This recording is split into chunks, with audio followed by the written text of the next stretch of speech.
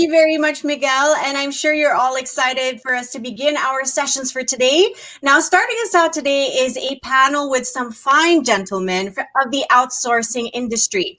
The panel will, of course, be moderated by Sir Jonathan de Luzuriaga, or Sir JDL. He is the president of the PSIA, or Philippine Software Industry Association, for the past 6 years now, and has contributed immensely to the country's growth and development in the technology and innovation sector.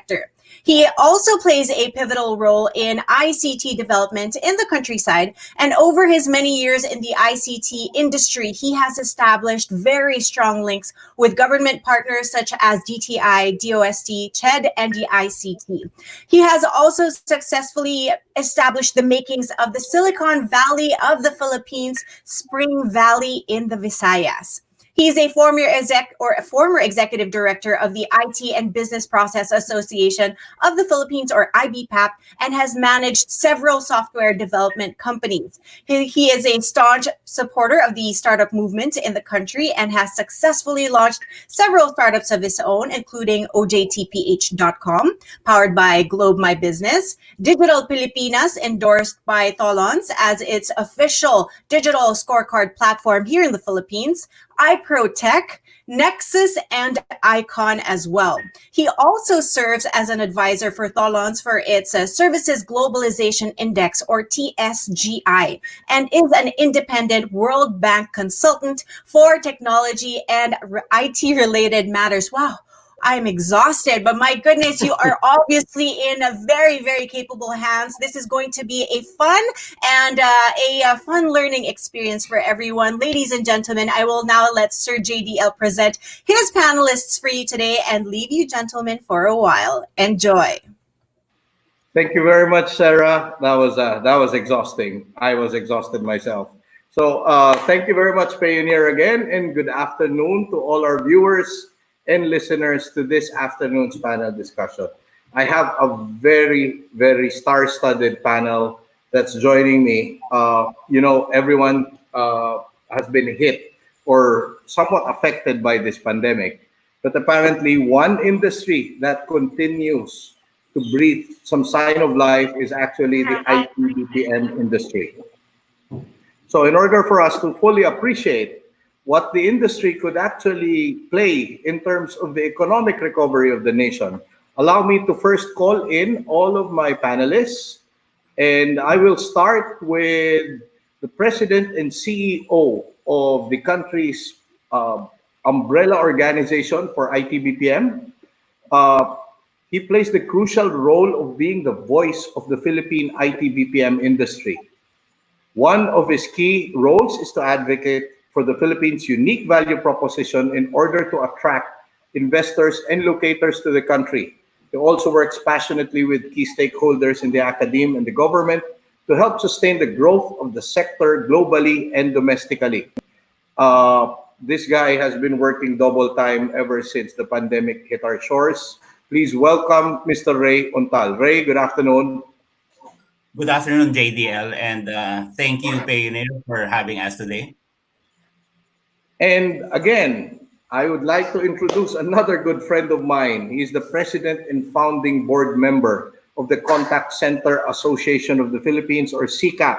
He has been responsible for spearheading the association's numerous activities, including international trade missions, conferences, seminars, business matching, and networking events.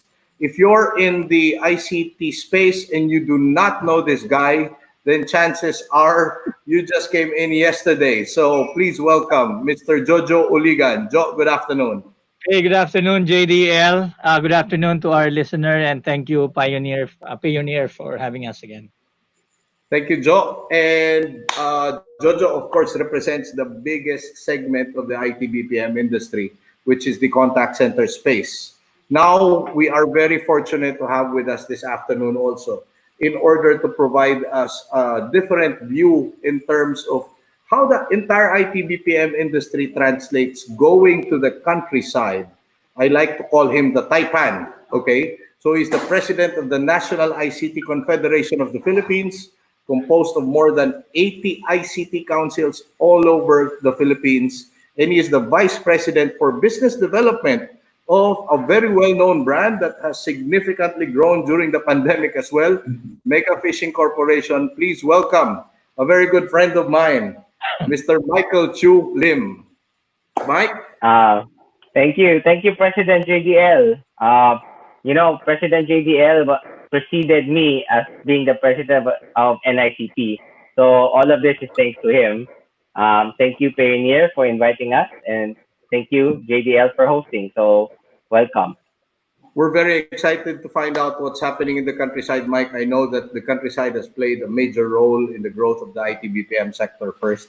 But allow me to go through some of the questions that we are tasked to actually answer. So as the moderator of this panel, there are certain rules that I will promise the audience as well as tell the people who are joining me in this panel. There's no Trump-like behavior that is going to be allowed in the course of our discussions. Okay? Answer straight to the point. I know it's not all gloom and doom. And hopefully after this panel discussion, we could give a renewed sense of appreciation for our sector. So the first one is, Ray, could you please just tell us a little bit about IBPAP and its role in the IT-BPM industry? Thank you, JDL. And I don't think I need to spend a lot of time responding to the question. Suffice to say that we do have a number of subsectors, partner associations that comprise the IT-BPM industry, and IBPAP serves as what we have mentioned a while ago, the umbrella organization. And what the happening really is a few advocacies. Talent development is one of them. Policy shaping is another. Inclusive growth is certainly there. And really looking after the sustainable growth for the industry. Ray, I know that you mentioned policy shaping, and this is very crucial in terms of building the industry. In its current situation, what has BPAP been really actively doing?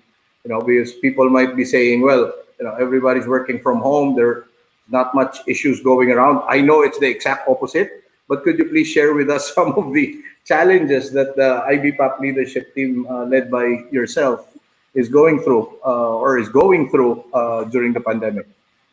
Well, thank you for that question, Jonathan. But before I proceed, I think it's worthwhile to just acknowledge the contribution of the entire sector in this effort. This is not an IBPAP only effort. This is the entire industry helping each other to bring us to where we are at today.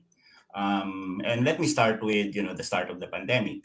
Back in March, we are in fact very thankful to the national government for having identified our industry as an essential industry, which allowed us to quickly move into a mode of working that allowed us to make productive easily 50% of our industry from the get-go. And throughout the various stages of community quarantine, we have likewise leaned on many of our friends in the government so that we can further optimize our operations. And along the way, we also had our partner industries like the telco and other executive agencies that help us to bring the overall productive numbers to what it is right now, which is in excess of 90%. And if you look at it from that angle, one can say that this industry truly has performed significantly better than most other industries. But this has taken a lot from the industry to bring it to this level. And you know, uh, I think the single phrase that truly resonates, if we think about the past 6 months, is that this industry has truly shown its resilience, no, amid a global pandemic, and with digital transformation being forced onto us. I think the industry has really responded well, because if we haven't, or if we did not, I think our relevance will be seriously in question. So certainly a glimmer of hope at the end of the tunnel. There's something that we could all look forward to. We'll get back to you, Ray, later on in terms of what are some of the things that the nation could actually expect coming out of the IT-BPM industry. Let me jump over to the gentleman who is spearheading the largest segment of the entire IT-BPM segment. CCAP has been around for quite some time. Could you tell us a little bit about the Contact Center Association of the Philippines? Sure. So CCAP, we established CCAP actually in 2001. And since then, the organization is composed of contact center operators here in the country, be it in-house or third-party or outsourcers.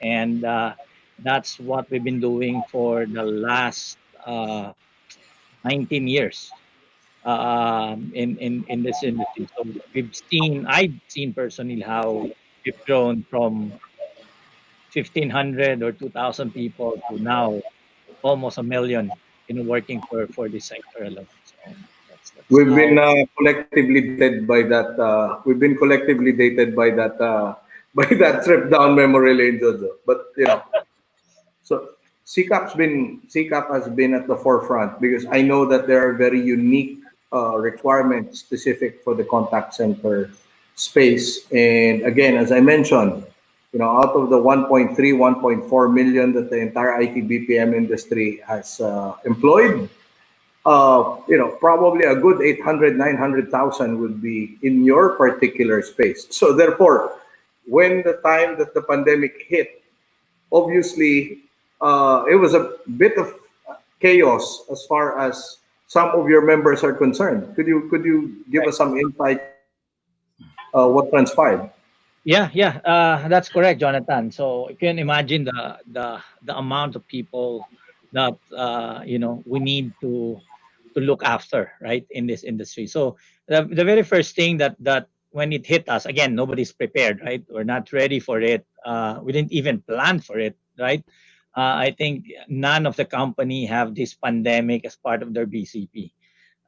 So what happened was there's several things. First is, well, how do we protect the people? The very first thing that we did is, okay, if we will operate, how we will protect the people, how we will protect the industry growth, how we will protect the country, and how we will protect the company operating. So there's a lot of work happening, left and right, front and back.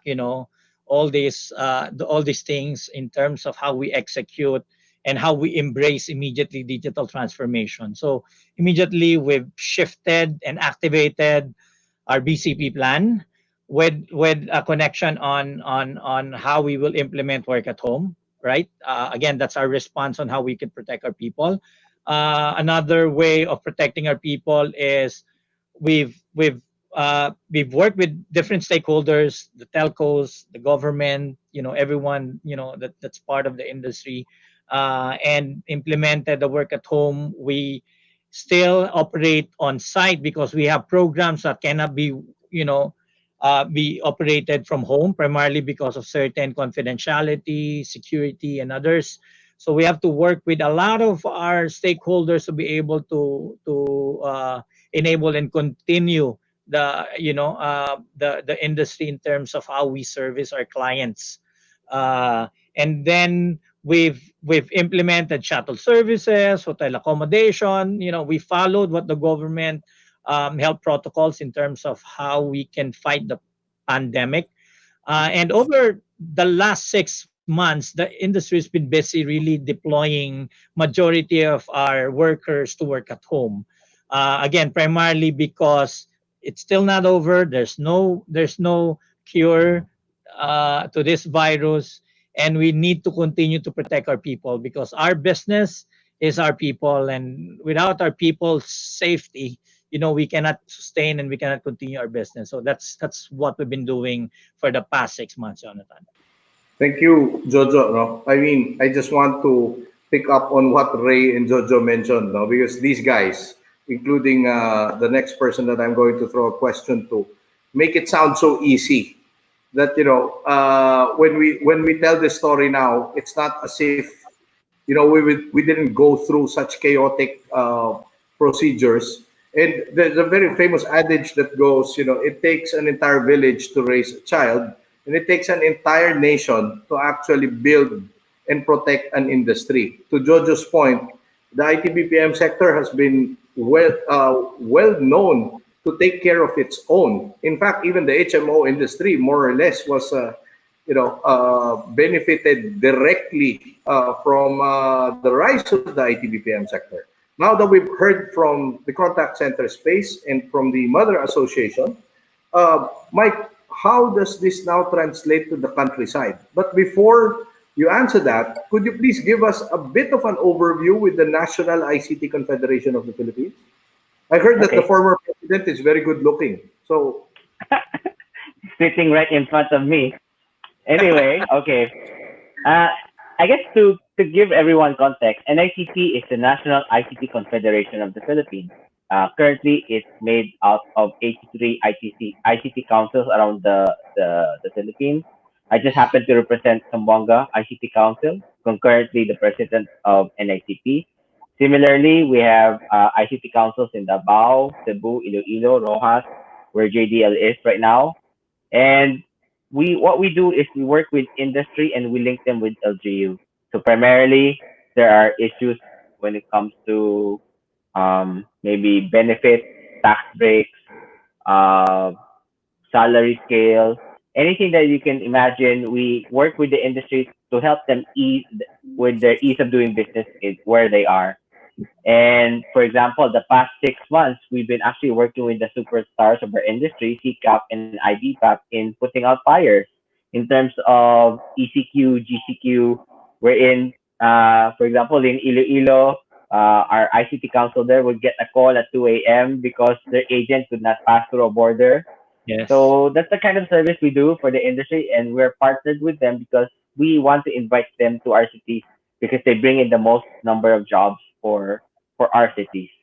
So for the past 6 months, that's really what we've been doing. And as a whole, NACP, we're about nation building, and we're happy to have our partners here in the industry to help us do that. so I think it's quite obvious with everyone who's listening and viewing this that we are all friends in the industry. And, we're just a phone call away in terms of coordination. Hence, the very smooth rolling out of initiatives and projects and even killing out fires, as Mike would say this.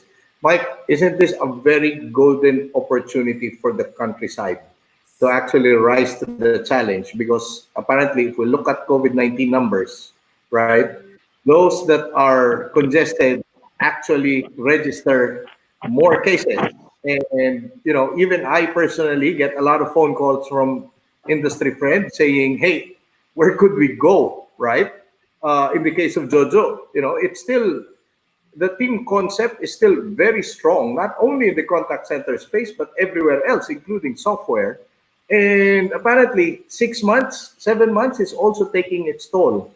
We have a very young workforce, right? And people still want to see each other physically and, do high fives and, go drinking afterwards. So what is NICP doing to actually capitalize on this, in as much as it doesn't really come across as something, positive? Right. So COVID-19, like what was mentioned before, was a wake-up call for us all. What the industry realized is mega sites don't work anymore. I mean, having 4,000, 5,000, 10,000 people in a building is a recipe for success if another virus comes by. And Mm. what we've been working with the industry now is kind of creating microsites within our 83 ICT councils. Within their cities, we'll create maybe a microsite good for 200, good for 500, and another one in Iloilo, another one in Davao. That way, when something like this happens again, you don't get crippled because maybe at most 20% of your workforce will get affected, and then you can kind of plan to move some of them and then eventually get it all back instead of having 80% of your workforce down for having a single COVID, infection in one of your mega sites. So the opportunity there really is locating to the countryside now makes more sense to our BPO partners. And to further bolster that, a lot of the agents were forced to go home because of the ECQ, GCQ, LSI, and I heard that some of them will not consider going back to Manila. So we'll probably have a lot of these talents in our cities waiting for a BPO to come and just hire them. And imagine these are people already with so many years of experience. and it'll just make more sense for them to come because the talents are here in the countryside. Thanks, Mike. I'm not going to let this go for this afternoon's discussion, no, because this is oftentimes overlooked in terms of industry leadership. Aside from IBPAP, whose main Ray came from the industry, you can't deny that Ray came from the biggest probably company in terms of software development and ICT, which is Accenture before he joined IBPAP. But aside from IBPAP, who's uh, solidly focused, no, singularly in growing the entire IT BPO industry. All the other subsectors, NICP included, were actually representing other companies. And I think mine was already mentioned, and I don't want to mention it again, because that's the kind of benevolence and unselfishness that we have as industry leaders, that we don't necessarily bring our own brand here. But Jojo, for instance, is a senior executive of probably one of the biggest contact centers in the Philippines called Luzuriaga. And Mike is actually representing Zamboanga ICT Council. And guys, you want to take this opportunity just to say something about your personal life, the one that actually pays the bills, because we're all doing this for free. Joe, you Yeah. want to take the first stab at this? Yeah, so as you said, I've been working for the industry, the very first one of the first company who set up in 2001, but now I'm currently with the Lorica, and my regular hours actually nighttime. So I started my day normally around 7 p.m. or 8 p.m. and ends around 7 and 8 a.m. So during daytime, this is where I do most of my industry work. To your point, Jonathan, we just love this industry, right? And we saw a lot of opportunities, and it generates a lot of jobs and help the country. And I think that's more than enough to pay for all the hard work that we did. Thank you, Joe. Mike, you wanna pitch in a little bit for Zamboanga ICT? Yeah, so just to take off my NICT hat, I'll wear my Zamboanga ICT hat. We are also lucky enough to be hosting the national, now virtual summit for NICT come November. So maybe I'd like to take the opportunity to invite everyone to come attend. It will give everyone a chance to see what's really happening down here in Zamboanga, contrary probably to what we all hear in the media. We have two new BPO buildings being put up. So I hope that Sir Jojo and Sir Ray are listening intently. I hope that they can help us fill that up. And a lot of things are happening for Zamboanga. And maybe some of you may know, we are also part of the 25 digital cities of the ICT. So a lot of improvements are going to happen for Zamboanga, and hopefully BPOs will notice us. And the last thing that I want to part with, the last message I want to part with is we all speak Spanish here. For those that who may or may not know. Correct. So thank you. Muy bien, muy bien. Yeah. Ray, uh, even before the pandemic came to our shores, IBPAP has been doing a bang up job in terms of collating all the information regarding the industry. More so now, people are looking at you and your team to actually provide us with some guidance and some insights. No? What do you see in your crystal ball? And I know when I say, it's a crystal ball, everything is now data driven. And I know whatever it is that comes out from your office is actually coming from, boots on the ground data points that IBPAP has efficiently put together. What do we Yeah. expect for the entire IT BPM industry? Right? Okay. Thank you, JDL. No? Siguro let me frame the response this way. The first few months of this crisis was really, of this pandemic was really all about crisis management. I think for the first 2 months, that was what we all concentrated on, just being able to deal with this serious ambiguity that were upon us. And then I would say that the past 3 months has been more around stabilizing our operations and optimizing at the same time and getting as much as productive capacity as we can get from our existing resources. No? While at the same time, taking care of certain surges in requirements. No? I'm not sure if many people are aware, but we are in the tail end of the year, the last quarter of the year, where in fact, typically we do sizable ramps to deal with special occasions that occur in North America. And that's why there are a lot of hiring that are happening right now, despite and in spite of the pandemic. But I think the conversation really has to evolve, no? Because now the mantle has shifted from simply dealing with the crisis and stabilizing operations. We're now talking about, tactically over the next year, what are the imperatives that we are looking at that we need to be dealing with now, and then even beyond COVID, what is the makeup going to be, and how prepared are we in dealing with that? So to your point, there are a few things that are happening. Number one, we have commissioned an external study to help us gaze into this crystal ball, which is initially was very hazy, but I think at this point there is enough clarity for us to make enough confidence for us to have enough confidence to gaze through the near future and make tactical decisions. This study is going to be consummated over the next 6 to 8 weeks. And I think it's very opportune that when we do have our International Innovation Summit in November, we will unveil the study, not just looking at the numbers, but more importantly, looking at the imperatives, as I have mentioned. And maybe let me, tickle your fancy by offering a few points. No? Right now, all of us are talking about, work from home during COVID. Silicon Valley companies have already made pronouncements insofar as making, a certain percentage of their workforce do work from home while COVID is in play.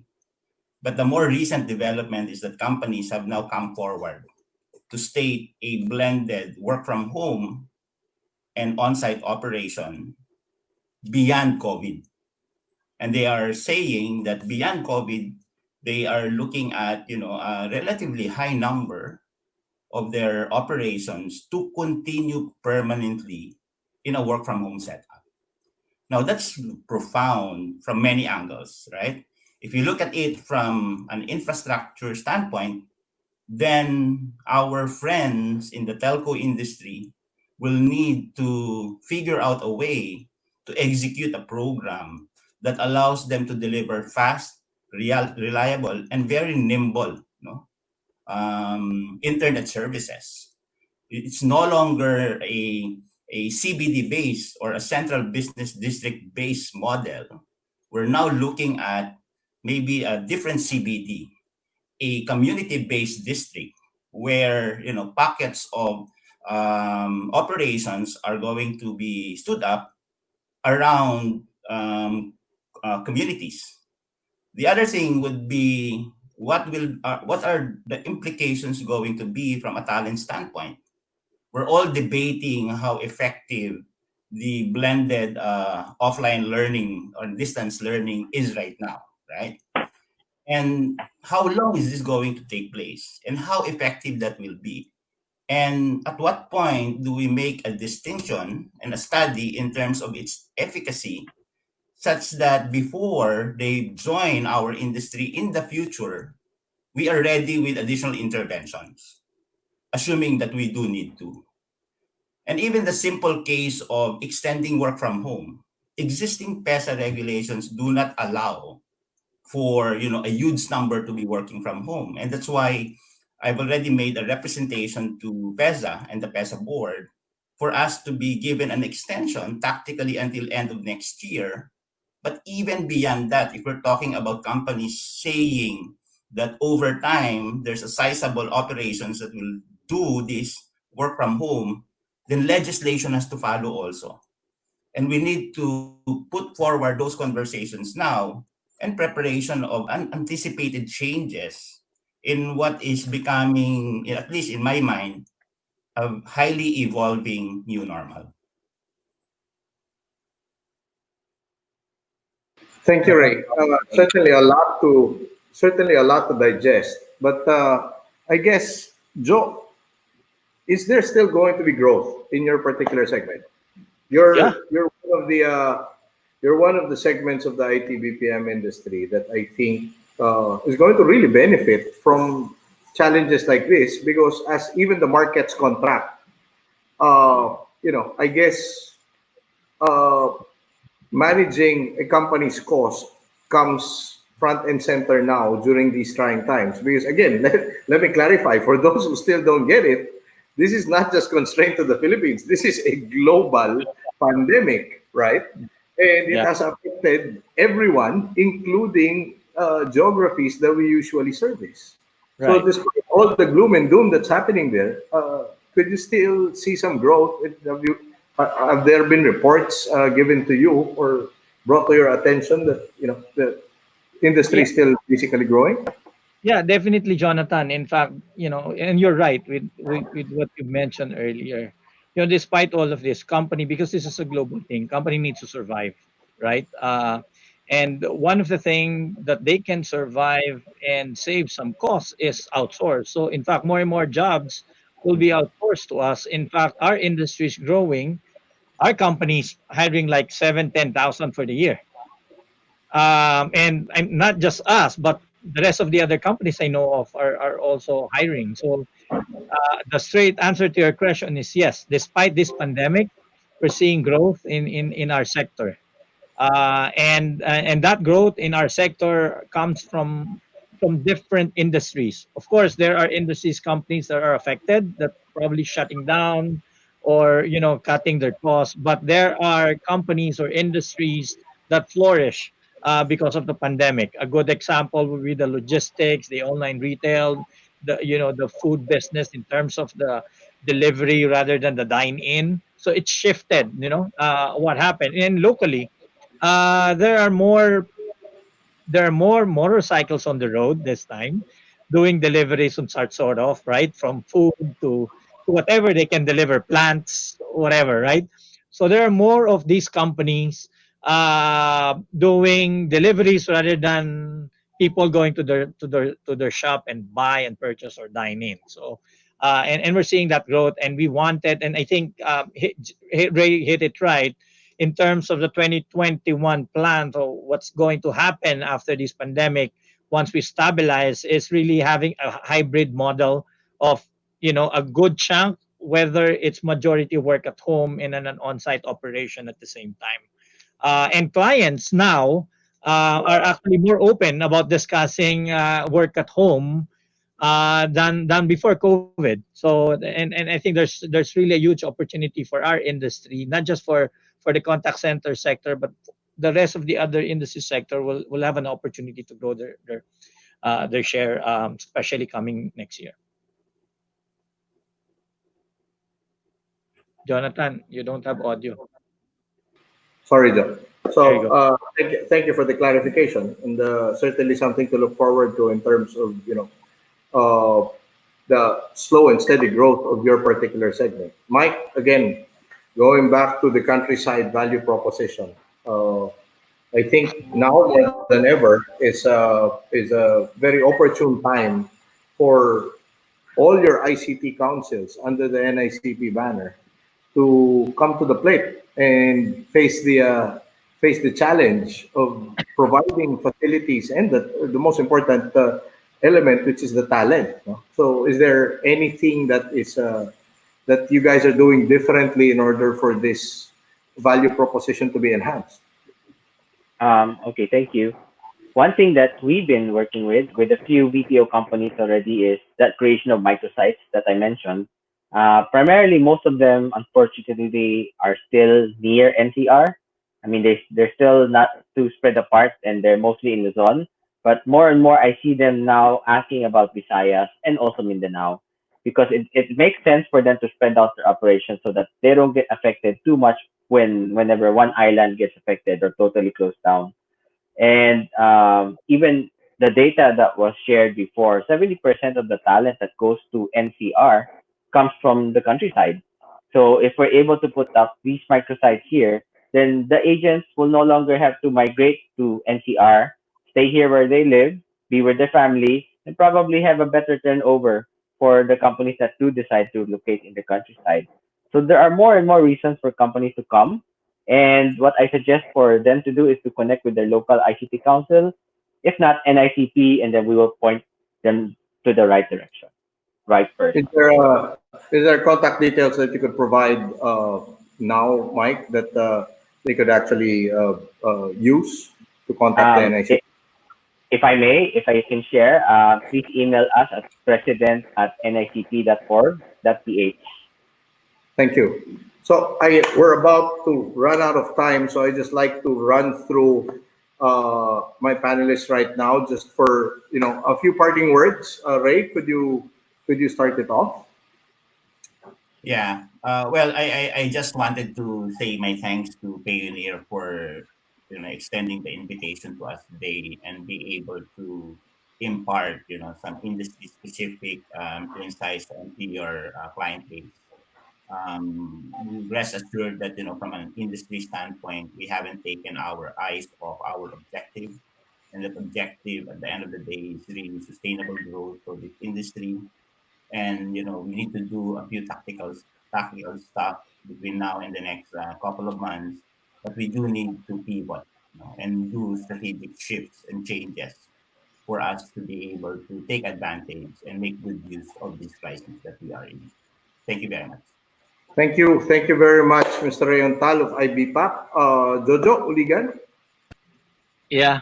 So again, thank you also, Pioneer. This is my second time with you guys. Thank you for inviting us. Thank you for sharing and having this kind of forum to be able to educate and give some additional information and updates to everyone. So I'd like to thank all the workers in the IT BPM sectors, especially in our contact center sector. Those hundreds of thousands of people working for our industry. So I'd like to thank you for all your hard work and support. We could have done this without you guys, and you're the heroes of this industry. You're the heroes of this country. So thank you for your continuous passion and commitment in this industry. And for those of you who want to join our industry, you are all welcome. Again, you can look for any of the companies online. You can visit www.ccap.ph. If you want to join the industry, we can send you information about whose companies are recruiting. So we needed help. uh, we are growing. We needed people. Clients are still coming to us and asking for how much can you grow and where can you grow. So that's why we are always working with Mike too on where this industry will have to set up again next. Definitely, work from home is it's a consideration. So be open and learn more and join our industry. So good afternoon, everyone. Thank you, Jonathan. Thank you, Jojo Uligan from CCAP, and the Mega President, Mr. Michael Chulim. Mike, any Thank you, Sir JDL. Thank you to our superstars, IBPAP and CCAP. They provide millions of jobs for our Filipinos, and we only hope to be able to replicate what they're doing in the countryside. And obviously, we cannot do it without them because, we're only small compared to our superstars here. But what I'd like to do is to shout out to all the LGUs. NICP has been getting a lot of calls, asking about how to form their ICT councils in their own LGUs. Just to share with everyone, part of the scorecard of digital cities was really, did they have an ICT council? Because having an ICT council is actually crucial for an industry, because the ICT council serves as the touch point for the LGU, which may be too busy running the day-to-day activities of the city. But what we do is we're able to link up with industry and LGUs to solve any problems that they may have. So if there are LGUs listening and they are interested to put up an ICT council of their own, please reach out to us. We're targeting to open 200 ICT councils, hopefully by end of next year. And again, it's president@nicp.org.ph. So thank you, Pioneer, for inviting us. Thank you, Sir JDL. Thank you also again, Michael Lim from the National ICT Confederation of the Philippines and the Zamboanga ICT Council. In closing, I just like to tell everyone who's listening, the industry is very vibrant. All the industry leaders are talking and constantly calibrating in terms of how we adjust to the new business environment, as well as the requirements of the global space that requires ICT and IT-BPM services. Now, the most significant thing that I'm going to say, most especially if there are government leaders that are part of this conversation right now, while the world is looking for a vaccine to cure the pandemic, the economic vaccine here in the Philippines is the IT-BPM sector. Show us some love because we will surely be a very integral cog in the machinery of the Philippines to get out of all the economic challenges that the pandemic has brought forward. So maraming salamat, Pioneer. Sarah, back to you.